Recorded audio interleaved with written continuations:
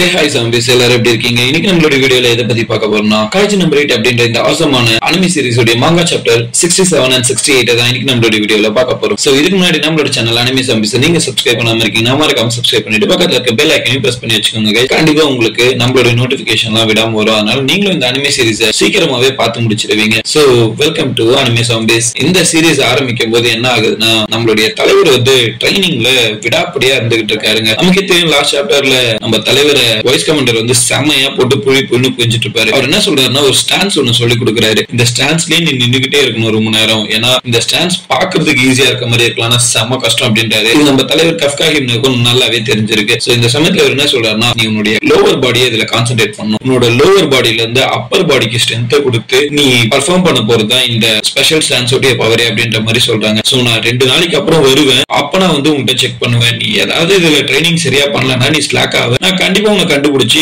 செமையா பனிஷ் பண்ணுவோம் அப்படின்ற மாதிரி சொல்றாங்க. இவர் இதை ஒர்க் அவுட் பண்ண அவருக்கு காலெல்லாம் கிராம்ப் ஆயிடுது. எப்ப இது பார்க்க ஈஸியா இருந்தாலும் செம கஷ்டமா இருக்கு. இது பண்ணாதான் இந்த hand to hand combat side எல்லாம் பண்ண முடியுமா அப்படின்ற மாதிரி யோசிச்சுட்டு இருக்கான். டக்குனு ஷினோமியா வரா, என்னடா என்ன பண்ணிக்கிட்டு இருக்க, இதெல்லாம் பார்க்க வெறும் சிரிப்பா இருக்கு. இன்னொன்னு நீ என்ன டிஃபென்ஸ் ஆபீசரோ எந்த ஒரு வெப்பனும் யூஸ் பண்ண முடியாம இருக்கிறதுக்கு அப்படின்ற மாதிரி கலாச்சிட்டு இருக்காங்க. உடனே நம்மளோட தலைவரும் என்னமா அங்கிருந்து கலாக்கிறதுல ரொம்ப ஈஸி, இது எவ்வளவு கஷ்டம் தெரியுமா அப்படின்னும் போது எனக்கு இது ஆல்ரெடி தெரியும், எங்க அப்பா கூட இந்த எக்ஸசைஸ் டெய்லி வீட்ல பண்ணிக்கிட்டு இருப்பாரு, அதுவும் இந்த சேம் எக்ஸசைஸ் அப்படின்னும் போது உண்மையிலே சீஃப் கூட இதெல்லாம் பண்ணிருப்பாரா, அவர் உண்மையிலேயே ரொம்ப கஷ்டப்பட்டு ஹார்டா ட்ரெயின் ஆகிதான் இவ்வளவு பலசாலியா இருக்காரு போல அப்படின்ற மாதிரி அவங்க யோசிச்சுட்டு இருக்கான். சோ அந்த சமயத்துலதான் ஷினோமி என்ன சொல்றா, பரவாயில்ல நீ பண்ற இந்த உழைப்புக்கெல்லாம் உனக்கு ஒரு நல்ல ரிவார்டு கிடைச்சிருக்கு, நான் உனக்கான ரிவார்டு எடுத்துட்டு வந்திருக்கேன் அப்படின்னு சொல்லிட்டு ஒரு போனை கொடுக்குறா. சோ நம்மளுடைய தலைவருக்கு இப்ப போனை ஆக்சஸ் பண்றதுக்கு பெர்மிஷன் கொடுத்துட்டாங்க. உடனே இவரும் ஐயோ இதை ஆல்ரெடி புடிங்கி வச்சிருந்தாங்க, இப்ப இவங்க இதை கொடுக்கறதுக்கு டிசைட் பண்ணிட்டாங்களா அப்படின்ற மாதிரி ரொம்ப சந்தோஷமா எடுக்கிறாரு. அப்பதான் ஷினோமி என்ன சொல்றா, என்ன மறந்துட்டியா, நீ இம்பார்ட்டன்டான கால் பண்ண வேண்டியது நிறைய இருக்கு, நீ இன்னொன்னு நம்ம டீமை பார்த்து எவ்வளவு நாள் ஆயிடுச்சு, ரொம்ப நாள் ஆயிடுச்சு, நீ யார்ட்டையும் பேசியே, அதனால இப்ப அவங்க கிட்ட பேசு அப்படின்ற மாதிரி சொல்றா. இன்னும் அங்க போயிட்டு சரி பேசலாமா போன் எடுக்கலாமா அப்படின்ற மாதிரி நினைக்கும் போது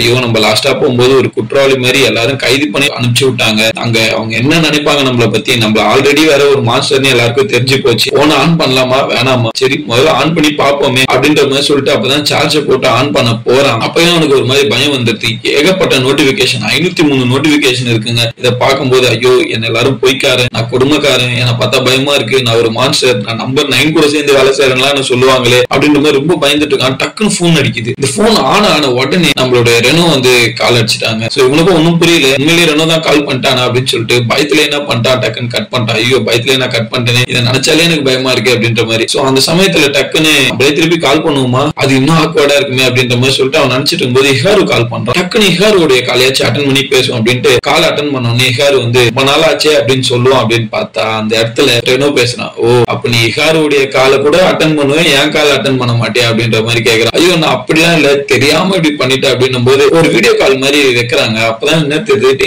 என்னடா இவ்வளவு அடி வாங்கி வச்சிருக்க, இது வேற ஒரு விஷயம், இதை பத்தி அப்புறம் சொல்றேன் அப்படின்ற மாதிரி சொல்லிட்டு நம்ம தலைவர் ஆல்ரெடி ரெனோ ஹாஸ்பிட்டல்ல இருக்காரு. ஏன்னா அந்த அளவுக்கு நம்பர் 6 வச்சு பர்ஃபார்ம் பண்ணி இப்படி அடியும் அதிகமா வாங்கி உட்கார்ந்து இருக்காரு. டக்குன்னு தினமும் கத்துறான், டேய் லூசாடா நீ என்ன தலைவர் இப்படி பண்ணிட்ட, உன்னை பத்தி என்ன ஏதுன்னு கூட தெரியாம 2 மாசம் மேல ஆயிடுச்சு, ஒரு போனாவது பண்ணிருக்கலாம்ல, எங்க கிட்ட பேசுறதுக்கு உனக்கு எவ்வளவு வாய்ப்பு இருந்திருக்கும், நீ ஏதாவது வெளியே தேனியா, சரி நீ எங்க உனக்கு போனை கொடுக்கல அப்படி இப்படின்னு சொன்னாலும் நீ ஷினோமியா கிட்ட கேட்டுக்கலாம், அவ ஏதாவது ஏற்பாடு பண்ணி கொடுத்துருப்பா, நீ வேணும்னே சும்மா இருந்துட்ட, உனக்கு வந்து நாங்க எவ்வளவு கவலைப்பட்டோம் அப்படின்றது உனக்கு தெரியவே இல்லை அப்படின்னும் போது இவரும் ஓகே சாரி நான் இதுக்கப்புறம் இப்படி பண்ண மாட்டேன் அப்படின்ற மாதிரி சொல்லிக்கிட்டு இருக்கான். அப்பதான் இல்ல நான் முதல்ல பயந்துகிட்டு இருந்தேன் அப்படின்ற மாதிரி சொல்றான். அம்மா நீ எதுக்கு பயந்த அப்படின்ற மாதிரி கேட்கும் போது இல்ல 3rd யூனிட் விட்டு நீ இதுக்கப்புறம் வரக்கூடாது, உன்னை டிஃபென்ஸ் ஆபீசர் ஆகக்கூடாதுன்ற மாதிரி சொல்லிட்டாங்களா என்னன்னு கேட்கும் போது இல்ல நான் அதை நினைச்செல்லாம் பயப்பில்ல, எல்லாருமே நான் மான்ஸ்டர் வெயிட்ன்றதுனால என்னை பார்த்து பேனிக் ஆகலாம், என்ன பிடிக்கல அப்படின்ற மாதிரி நினைக்கலாம் அப்படின்ற மாதிரி சொல்லும் போது டக்கு நிகார் வந்து டேய் ஆமா எல்லாரும் பயந்தம் தான், இல்லன்னு யார் சொன்னா, உன்னை பார்த்தா பயம் வராம இன்னொன்னு ஒரு சாதாரணமான மனுஷனுக்கு இருக்க பவராடா உனக்கு இருக்கு, எவ்வளவு ஸ்ட்ராங்கான பவர், இங்க பாருங்க பெரியவர் உங்களுடைய பவருக்கு எல்லாம் வந்து உங்களை பார்த்தா மனுஷனே யாரும் சொல்ல மாட்டாங்க, அந்த அளவுக்கு பவரா இருக்கீங்க, எனக்குமே பயமா தான் இருக்கு, ஆனா உங்களை நான் பார்த்திருக்கேன், நீங்க இந்த வயசான காலத்துல கூட ஒரு மனுஷனை காப்பாத்தணும்னு எவ்வளவு கஷ்டப்பட்டு அந்த பேசியே நீங்க காப்பாத்துனீங்க, இன்னொன்னு என்னையே காப்பாத்திருக்கீங்க, உங்களை பார்த்து பயம் இல்லை அப்படின்னு சொல்ல முடியாது, ஆனா பயத்துக்கும் உங்க மேல இருக்க மரியாதைக்கும் நம்பிக்கைக்கும் நிறைய வித்தியாசம் இருக்கு, பயம் இருக்கதான் செய்யும் அப்படின்ற மாதிரி சொல்லிட்டு அவங்க சொல்ற போதே நம்மளோட தலைவருக்கு ஒரே ஒரு ஞாபகம் தான் வருது. மீனா சொன்னா நீ கவலைப்படுறதுக்கு ஒண்ணுமே இல்ல, 3rd யூனிட் யாருமே உன்னை கேட்டவனா பார்க்க மாட்டான் அப்படின்ற மாதிரி சொல்லும் போது இதேதான் இகாரும் சொல்றான், நான் மட்டும் இல்ல ரெனோ மட்டும் இல்ல இந்த இடத்துல இருக்க எல்லாருமே உன்னை பத்தி ரொம்பவே கவலைப்பட்டோம், முதல்ல எங்க மேல நம்பிக்கையை வெய்யி அப்படின்ற மாதிரி அவனும் பேசும்போது ரெனோவும் அதே தாங்க சொல்றான். சொல்றான், நாங்க உன் மேல எவ்வளவு நம்பிக்கை வைக்கிறோம், நீ அதை பத்தி மறக்காத அப்படின்ற மாதிரி இவனும் பேசுறான். இதை பார்க்கும்போது நம்மளுடைய தலைவருக்கு ஒரு மாதிரி சந்தோஷமா இருக்கு. சரி, நம்ம இருக்கிற எல்லா மெசேஜையும் ரீட் பண்ணி பார்ப்போம், யார் நம்மள திட்டினாலும் பரவாயில்ல அப்படின்ற மாதிரி அவரு மெசேஜஸ் எல்லாம் ரீட் பண்ணிட்டு இருக்காரு. டக்குன்னு ஷினோமியா வரா. வந்த உடனே தலைவரே, நம்ம இப்போ ட்ரைனிங் வந்து ஆரம்பிச்சிடணும், ஆல்ரெடி ஆஃப்டர்நூன் ஆயிடுச்சு, நம்ம இப்ப ட்ரைனிங் ஆரம்பிச்சே ஆகணும், அதனால நீ பேசினதெல்லாம் போதும், வா போலாம் அப்படின்ற மாதிரி சொல்லும் போது நம்ம தலைவர் மூஞ்சி திருப்பி வச்சுக்கின்னு ஒரு மாதிரி சோகமா இருக்காரு. ஓ, இந்த இச்சிகாவும் ஹிகாரும் ரொம்பவே டம்ப் அப்படின்ற மாதிரி ஒரு சொல்லும் போது,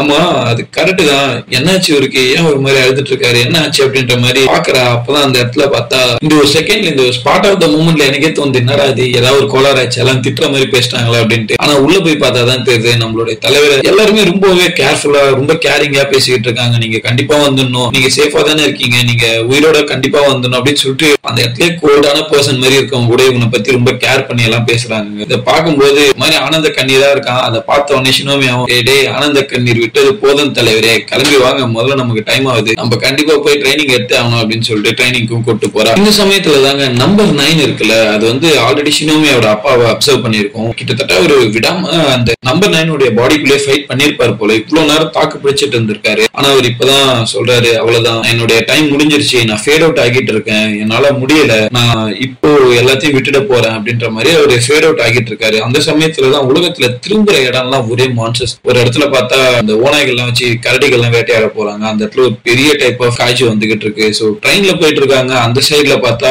ஏதோ ஸ்டோன் மாதிரி ஒரு பெரிய காய்ச்சி வந்து நின்றுட்டு இருக்கு. இதெல்லாம் பார்க்கும்போதே பயமா இருக்கு. ஹியூமனாய்ட் காய்ச்சி கூட வந்திருக்கு. அது பார்க்க ஒரு பொண்ணு மாதிரியே இருக்கு. மூஞ்சில ஒரு பெரிய ஓட்டை வேற இருக்கு. அது கொஞ்ச நேரம் சுத்தி பார்த்துட்டு அப்படியே மறைஞ்சு போயிட்டு, இப்ப வரைக்கும் பார்க்க எல்லா காய்ச்சியுமே டக்கு டக்குன்னு மறைஞ்சு போய்கிட்டே இருக்கு. இதே மாதிரி ஒரு இடத்துல பாக்குறாங்க, ஒரு பீச் இருக்கு. பீச்ல இருக்க மீன்கள்லாம் திடீர்னு பறக்க ஆரம்பிக்குது. அங்க ஒரு கப்பல் சார் இந்த காய்ச்சியை பார்த்து பயந்து ஓடிக்கிட்டு இருக்காங்க. அதுவும் ஒரு 5 நிமிஷத்துல அந்த காய்ச்சும் தண்ணிக்குள்ள இறங்கி மறைஞ்சிட்டு இருக்குங்க. இன்னொரு பக்கம் பார்த்தா ஒரு ஹைவேல ஒரு காய்ச்சி வேகமா கார் கூட ரன்னிங் ரேஸ் எல்லாம் ஓடிக்கிட்டு, அதுவும் இன்னமும் இவங்கள ரன்னிங் ரேஸ் ஓடி ஒரு 12 கிலோமீட்டர் வரைக்கும் ஓடி போயிட்டு டிஃபென்ஸ் ஆபீசர்ஸ் எல்லாம் வரதுக்கு முன்னாடி இந்த காய்ச்சுமே மறைஞ்சு போயிடுது. ஒரு ஆயில் டேங்கர் பார்த்தா அதுல இருந்து ஆயில்ஸ் எல்லாம் காணும். பெரிய பெரிய ஆயில் டேங்கர்ஸ்ல இருந்து மொத்தமா காணும். அதுவும் 15 சென்டிமீட்டர்ஸ் அதே டிஸ்டன்ஸ்ல எல்லா கண்டெய்னர்ஸுமே ஓட்டை ஆகி இருக்கு. ஒரு பெரிய மலையில பார்த்தா ஏகப்பட்ட இடத்துல என்னமோ மீட்டியர் விழுந்த மாதிரி இருக்கு. அப்படி இல்லைன்னா இது காய்ச்சி தான் டெஃபிட் பண்ணிருக்கோம் அப்படின்னு எல்லாருக்குமே தோணுது. அதெல்லாம் மரத்துல இந்த மலை ஏறுறவங்க எல்லாம் பாத்துருக்காங்க அப்படின்ற மாதிரி ஏகப்பட்ட நியூஸஸ். இதை பார்க்கும்போது டிஃபென்ஸ் ஆபீசர்ஸ்க்கு ஒண்ணுமே புரியல. என்னடா இது, வெறும் ஒரே மாசத்துல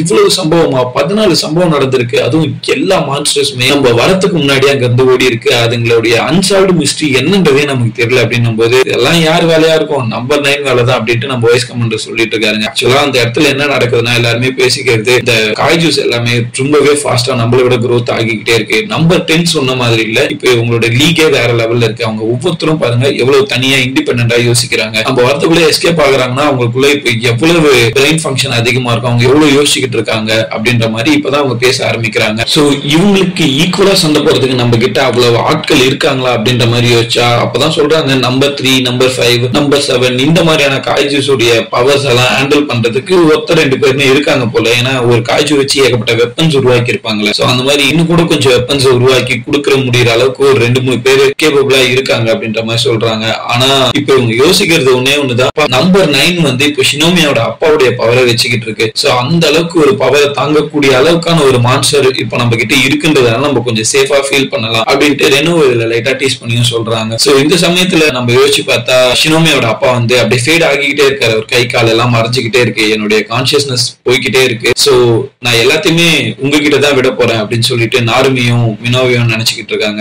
எங்கர் ஜெனரேஷன் நீங்களுமே இத கண்டிப்பா காப்பாத்தி ஆகணும் இந்த ஃபியூச்சர் அப்படின்ற மாதிரி சொல்லிட்டு நம்மளுடைய கஃப்கா ஹிபினோவை கூட நினைச்சு பாக்குறாங்க. கஃப்கா ஹிபினோ எப்படியாவது ஃபியூச்சரை சேவ் பண்ணிட்டு அப்படின்னு சொல்லிட்டு அவருடைய குழந்தைய நினைச்சு பாக்குறாருங்க. சோ அவருடைய நினைப்புல வர்றதெல்லாம் இந்த கண்ட்ரிக்காக உங்களை நான் கெஞ்சி கேட்கிறேன் அப்படின்ற மாதிரி அவர் கெஞ்சி கேட்கிற நிலைமைக்கு போறாரு அவர் சாகும் போது. இது உண்மையிலேயே கண்டிப்பா செம சென்டிமெண்டலா இருக்க போது. இந்த சீன் வந்து எனக்கு தெரிஞ்ச வரைக்கும் செம சென்டிமெண்டலா இருக்கும். சோ இதே சமயத்துல என்ன நடக்குதுன்னா, ஷினோமியா வந்து கூட்டிட்டு போறாரு நாருமி. இங்க பாரு, நீ இதை ரொம்ப சீரியஸா எடுத்துக்கணும். உன்னுடைய சைஸ்க்கு ஏத்த மாதிரி, உன்னுடைய பர்சனாலிட்டிக்கு ஏத்த மாதிரி இதை நாங்க மாடிஃபை பண்ணிருக்கோம். இது எதுவும் இல்ல, நம்பர் 4 உடைய வெப்பன் தான். சோ இது உங்க அம்மா தான் யூஸ் பண்ணிருக்காங்க இதுக்கு முன்னாடி. இஹாரி ஷினோமியா அவங்க யூஸ் பண்ண இந்த வெப்பனை இப்ப நீ யூஸ் பண்ண போற. நீ தான் இதுக்கப்புறம் இதை நல்லாவே பிளான் பண்ணி யூஸ் பண்ணணும் அப்படின்ற மாதிரி சொல்றாங்க. அதை பார்த்தோன்னே அம்மா கண்டிப்பா அப்பாவை இப்படி பண்ணணும்னு நான் பழி வாங்கியே ஆவேன், அதனால உங்களோட ஸ்ட்ரென்த்தை மொத்தமா கொடுங்க அப்படின்னு சொல்லிட்டு ஷினோமியா இப்போ ஒரு மாதிரி ஃபயர்ட் அப்பா இருக்காங்க. சோ ஷினோமியா இந்த வெப்பனை யூஸ் பண்ணி எப்படி சண்டை போட போறா? ஆல்ரெடி அவளுக்கு ஒரு சூப்பர் வெப்பன் செப்பரேட் வெப்பனே கொடுத்திருந்தாங்க. அது ஒரு புரோட்டோடைப் தான். இப்போ நம்பர் 4 யாருடைய